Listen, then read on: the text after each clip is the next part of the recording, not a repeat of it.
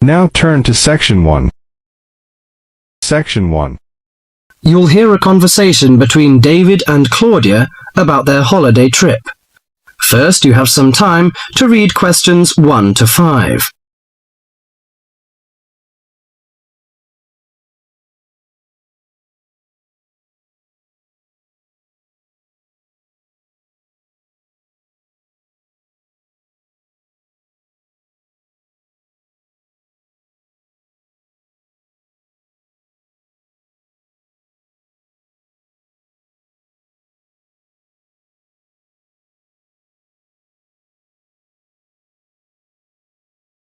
Now listen to the conversation and answer questions 1 to 5. Well, Claudia, our first semester at university is almost over. I can't wait for the holidays. Oh, me too. Why don't we go somewhere far away and forget about lectures and essays and all that hard work? Sounds good to me. How about if we go to the coast? It would be great to do some swimming and surfing. The coast would be good, but let's look at our other options. There are the mountains. They're nice and cool at this time of year. There's also the desert, which I really enjoyed last year. What about going to Sydney? I've never been there, and they say it's a great city to visit. Well, I agree. Sydney would be good, but there are too many tourists there at this time of year, and I'd rather get away from buildings and cars. I vote for the mountains. All right, then. Let's do that. Now, we have to decide where we're going to stay and how we're going to get there. Any suggestions? Well, for places to stay, there are the usual places: motels, hotels, and youth hostels. We can go camping too. I'm afraid I'm not a very good camper. I tend to feel a bit frightened sleeping outdoors. All right, we'll forget about camping. So, what do you prefer? Well, since neither of us has a lot of money, I don't think a hotel or motel would be possible. How about a youth hostel? Oh, I'd rather not go to a youth hostel. They're cramped and noisy, and the person in the bed next to you might be a snorer.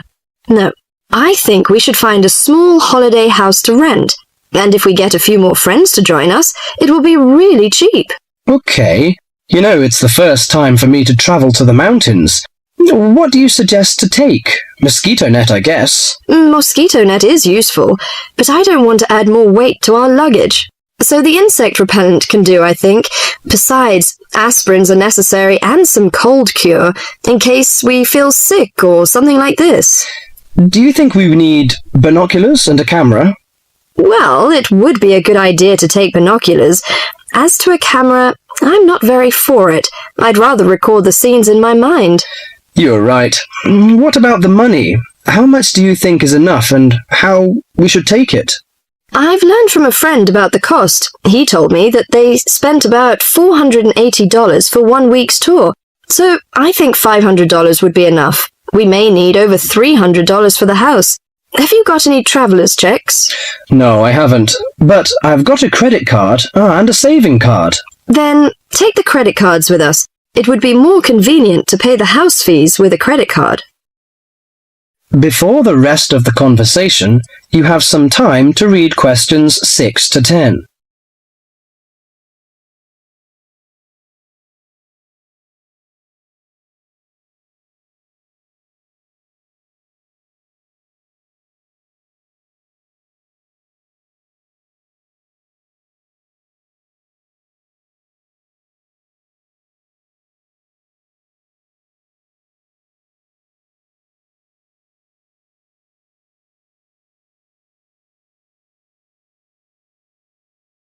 Now listen carefully to the rest of the conversation and answer questions 6 to 10. Oh, I nearly forgot the date. How long will we have before we have to be back here on campus? Under a week, I think. We'll leave on the 14th of April and come back on the 21st, because you know we'll start to study on the 22nd. Do you know the definite locations of some holiday houses? I suppose it would be nice if we book in advance. Yes. Look at this brochure here. It says that there are several holiday houses near the mountains. I prefer the one near the woods. It's situated right across the road from the Rainforest Park. That sounds good. We can easily go to the Rainforest Park then. Do you know what else we can do there besides visiting the park? I know that many people go there for bushwalking, but you need a good pair of walking boots, of course. Are there any dangers in the bushes? I'm a little frightened. In fact, there's no need to be nervous of the bushes, provided that you treat it with respect and common sense. Most of the animals and wildlife are gentle and harmless. There are venomous snakes to be aware of, but really they're much more frightened of you than you are of them. The other thing is that certain plants can cause irritation if you touch them with bare skin. I see. Well, I can't wait for the coming holiday. That is the end of section 1. You now have half a minute to check your answers.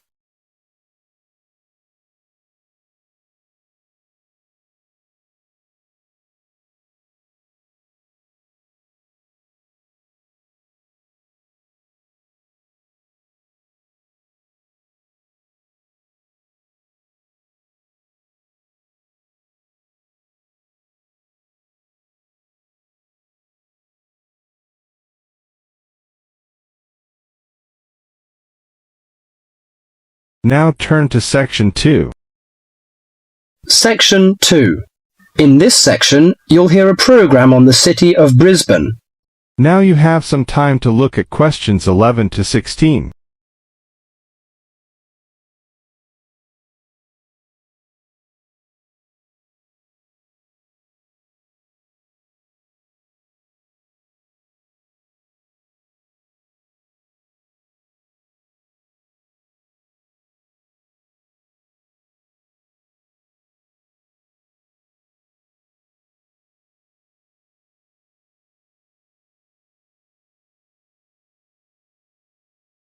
Now listen carefully and answer questions 11 to 16. Today in our Around the World program, Mr. White is going to recommend a charming city to you, Brisbane. Good morning, ladies and gentlemen. Have you ever been to Brisbane?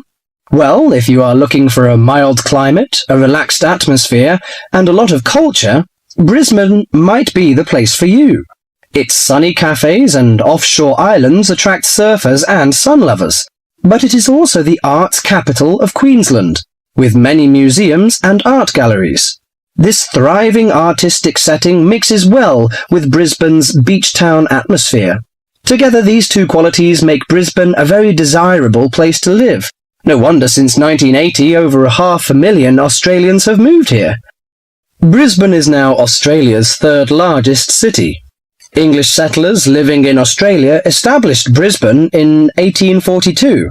At that time, more than 100,000 Aboriginal Australians were living in Queensland. As the settlers discovered Queensland's resources, more and more of them moved in. Regretfully, the settlers drove the Aboriginal Australians from their lands. By 1859, Brisbane had grown into a prosperous city. In 1988, the world watched as Brisbane hosted the World Expo. This international fair showcased new technology, but it also showed off the city of Brisbane to the world. Brisbane also hosts a wide range of events year-round. In April, everyone can enjoy a few laughs at the Comedy Festival, and movie lovers will enjoy a film festival that takes place every August. For 2 weeks in September, there is an outdoor festival of the arts. In October, a music festival draws a large crowd. And in January, you can see Brisbane's most bizarre event. You may be surprised to hear that. The annual cockroach races. That's right, people really do train and race cockroaches. Now you have some time to look at questions 17 to 20.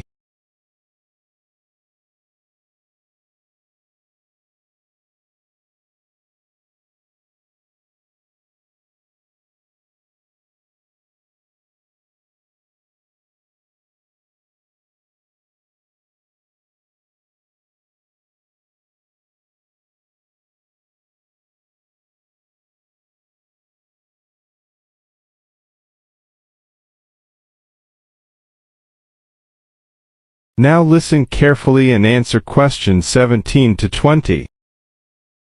Brisbane's nice climate and compact design makes it easy to explore on foot. Follow the golden arrows in the footpath around the city centre. This will lead you on a tour of Brisbane's historical district. From the city centre, take a boat across the Brisbane River to South Bank. This area is popular for its bike paths, beach and weekend market. Hundreds of artists display their wares at this market. It's a great place to pick up some interesting handicrafts. Well, I think what you must be interested in is the unique native animals. Yes, you shouldn't visit Australia without seeing its trademark animals, the koala and kangaroo. The Lone Pine Koala Sanctuary has both. It is located just outside the city centre in beautiful parkland. You can hold one of the park's 130 koalas or feed the kangaroos. Another quiet refuge from the city is Mount Coot-tha, about 8 kilometres from Brisbane. On a clear day, it offers spectacular views of the city. It also has hiking trails and beautiful gardens. Along the Brisbane River, a sunset cruise is also very relaxing. The areas around Brisbane are impressive. A coastal drive south of Brisbane will take you along the Gold Coast. This famous coastline boasts some of Australia's best beaches. Stradbroke Island is another easy day trip from Brisbane. A cliff on the island called Point Lookout offers a great view. From there you can see dolphins swimming below. Brisbane Forest Park, to the north of Brisbane, is a great place for hiking and camping. These great getaways, along with Brisbane's own laid-back charm, make this city an ideal place to visit. That is the end of section 2. You now have half a minute to check your answers.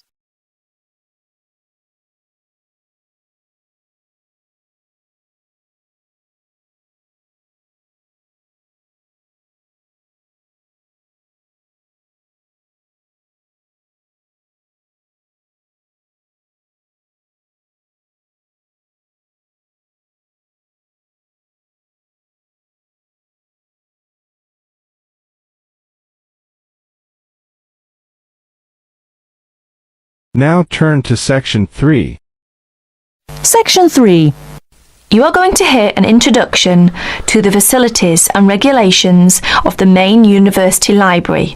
You will hear 3 different speakers describe different aspects of the library. First, you have some time to look at questions 21 to 24.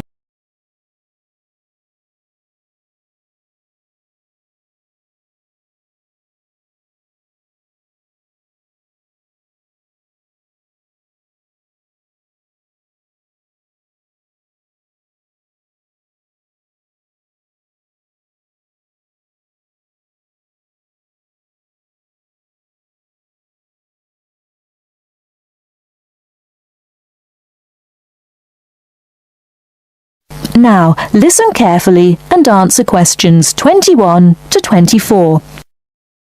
Hello, my name's John Giles. It's good to see you all here for this part of your orientation to the university. Libraries can be complicated and frightening places for new students, and my job's to make you feel welcome, show you how you can find your way around, and introduce you to people who can give you further information and advice about using the library. I'll give you a general introduction to the printed materials. Then Susie, who you will meet in a few minutes, will talk about our multimedia services. And finally, Jonathan Freeland, our head librarian, will outline the rules and regulations you must observe as library users. First, though, on behalf of my colleagues and myself, I want you to know that we are all at your service. Unlike many libraries, we insist that all our librarians have an additional qualification in at least one of the subjects taught in the university. You will find librarians who are specialists in science, social sciences, and humanities. Most of our staff are also currently doing research and thus up to date with the periodical and internet literature, as well as the books. The second advantage we enjoy here is that all our books and periodicals are available from this building. Some of them have to be ordered from our underground stores, known as the stacks, but you don't have to visit more than one building to find the materials you need. This is because we are purpose-built. Now, how do you find your way around? As you no doubt saw in the entrance hall, there is a plan of the library showing you where the books and periodicals can be found for any particular subject. We keep the books and periodicals for each subject on the same floor, so for instance, environmental sciences are colour-coded green and are housed on the ground floor towards the front.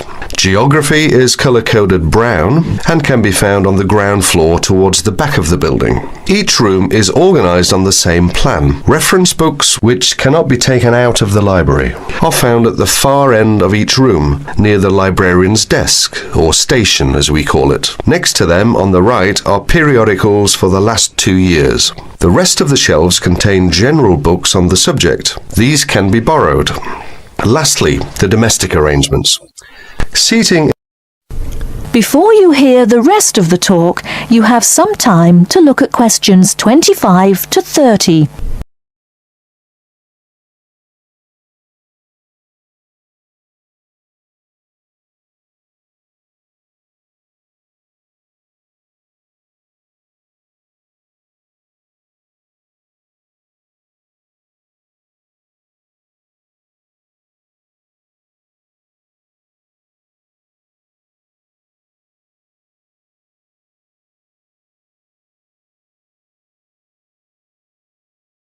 Now listen and answer questions 25 to 30. The library is of two kinds: rectangular tables for up to 6 people and individual study booths known as carrels. No, not Christmas carols. At every seat there is a PowerPoint for a laptop computer. There is also a panel which lights up to tell you when a book you have ordered is ready for collection from the librarian's desk. After all that hard work, you'll be ready for something to eat. And there are slot machines on every floor where you can buy food and drink. In the basement is a cafeteria where you can order fast food such as pizza, hamburgers, and also fish and chips, salad and fruit. You mustn't bring food and drink into the reading rooms though.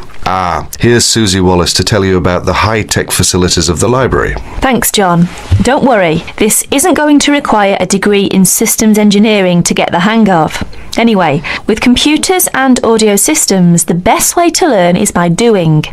But here's a few tips to get you started. If there's anything else you want to know, each piece of equipment has a manual explaining how to use it, and either I or Elaine, my very capable assistant, will be on hand to get you sorted out. First off, I'd like you all to follow me over to the Multimedia Centre. You have to come through this room to get to it in any case. Then gather round and I'll talk about each piece of equipment as we get to it. Right, here we are. Now, the Multimedia Centre, or MMC for short, houses all the computer facilities you'll need for your degree studies and your language learning. Many of you are studying electronics or similar subjects. We have terrific facilities for learning CAD, computer-aided design, for you non-technies. Some leading companies have donated equipment and state-of-the-art software packages. That's a spin-off from our thriving Industry Links programme. Many of you will be going on for your job experience. But to get back to the point, we have 44 PC terminals and 6 Macs. The Macs are loaded with fantastic software for you, art and design and textile design students. Over here, you can see our 2 widescreen TV monitors. They can receive broadcasts in most Asian and European languages, as well as English. For English language news, we encourage you to use the Student Union TV room, so that those who are learning other languages can use these. Some useful broadcasts come at awkward times, so if you get a note from your academic advisor on a form we'll give you, we can tape up to 2 hours a week for you. In a moment, I leave you to explore on your own, but here's our head librarian to say a brief word about library regulations. Good morning. I'm sorry to sound like a police officer, but there are a few rules we all need to observe for the benefit of everybody. Courtesy to staff and other library users comes high up the list. Second, the security and safekeeping of materials is essential. All library items are electronically tagged. If the beeper goes off as you leave, you must return to the checkout desk. You are not allowed to bring any bags, packages, or outdoor clothing into the reading rooms. You must leave them in the lockers outside in the corridor. You must take reasonable care of library materials while they are in your possession and return them within 2 weeks of borrowing them. Failure to return them on time without a good reason will result in a fine. When you register to join the library, you will get a copy of the full rules and you must sign this to say that you obey them. That is the end of section 3. You now have half a minute to check your answers.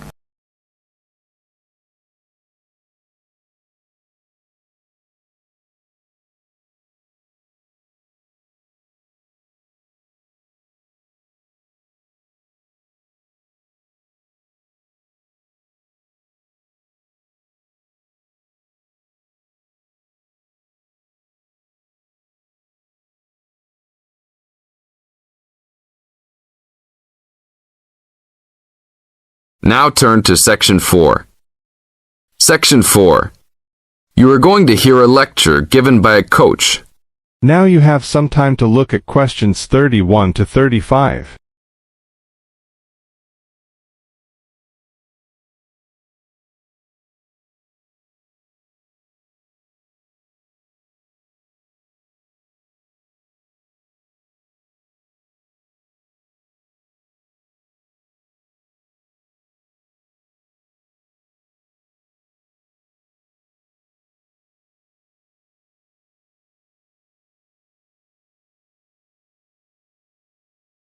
Now listen carefully and answer questions 31 to 35. Today I'm going to give all the new members of our league a brief introduction about our basketball league. We are a competitive league whose goal is to promote sportsmanship and good health. Founded in 1988 with 4 teams and 30 players, today we have grown to over 20 teams and 200 players.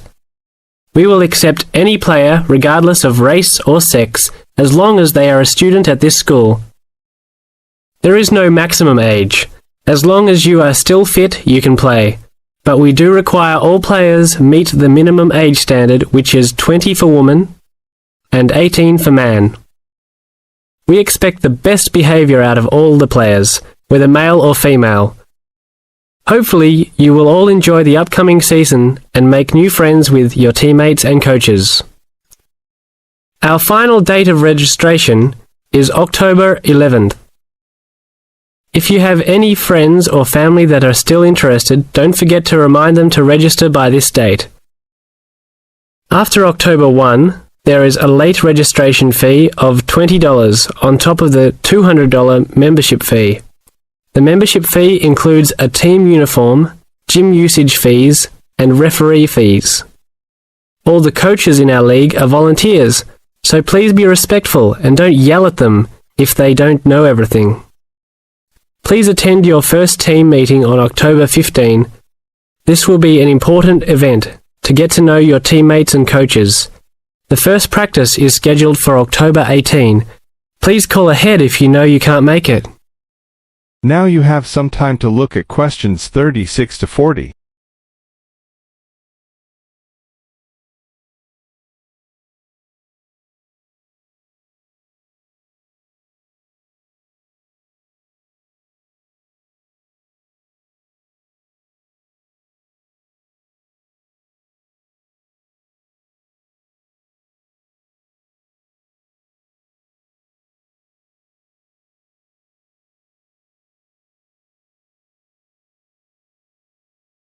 Now listen carefully and answer questions 36 to 40.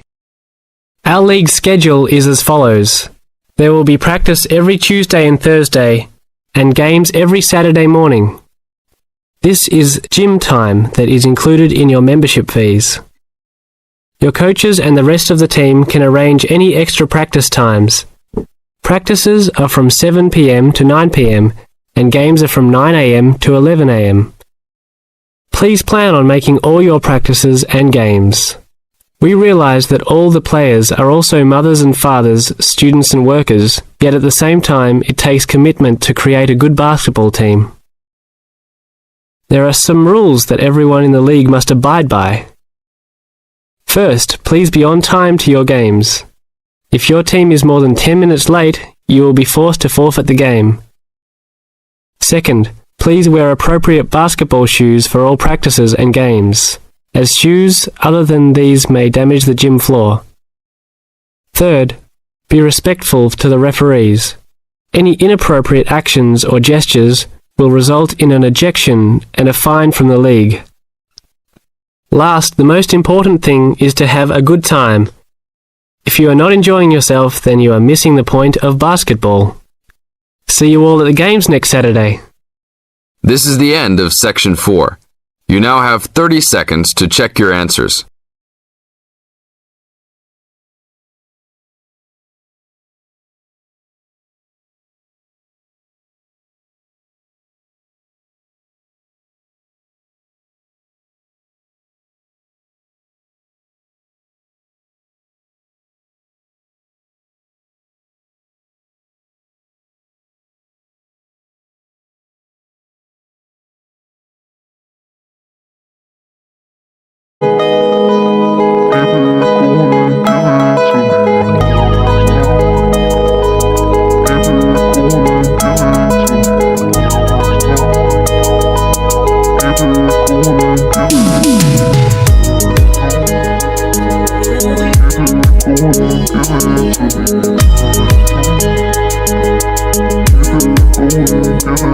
Give it to me.